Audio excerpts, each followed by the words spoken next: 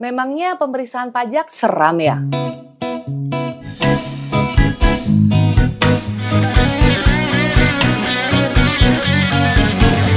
Halo kawan pajak, ayo kita paham pajak. Belakangan ini ada yang menyarankan untuk tidak melaporkan SPT tahunan rugi dan lebih bayar karena takut dilakukan pemeriksaan perpajakan. Memangnya benar ya seseram itu? Sebagai pemeriksa pajak, yuk saya ajak untuk memahami hal tersebut. Tahukah kawan pajak bahwa ternyata pemeriksaan pajak bukanlah sesuatu hal yang harus ditakuti?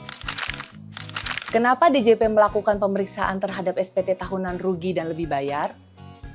DJP dalam hal ini memiliki tanggung jawab yang besar karena yang akan dikembalikan ke kawan pajak adalah uang yang sudah masuk ke kas negara. Jadi, perlu dilakukan pemeriksaan untuk memastikan SPT tahunan yang disampaikan telah sesuai dengan peraturan perpajakan.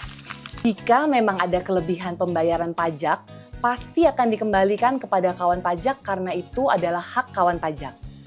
Kalau kawan pajak masih belum yakin apakah SPT tahunan rugi atau lebih bayar sudah sesuai peraturan atau belum, kawan pajak bisa langsung konsultasi secara gratis ke kantor pajak. Ada Bapak Ibu penyuluh pajak yang siap membantu kesulitan kawan pajak dalam pemenuhan kewajiban perpajakan.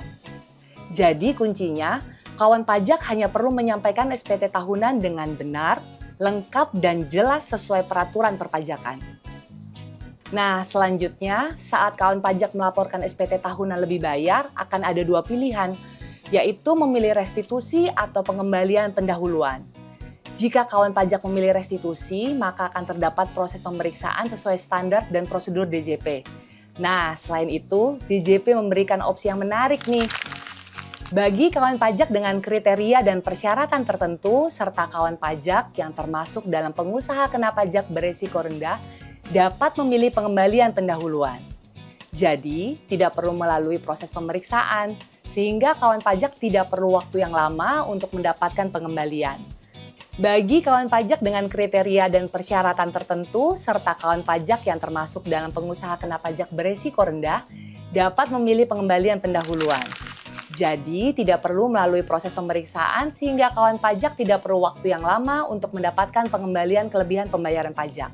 Lebih lanjut, diatur dalam Peraturan Menteri Keuangan Nomor PMK 209/PMK 03/2021. Nah, gimana kawan pajak? Jadi makin paham kan?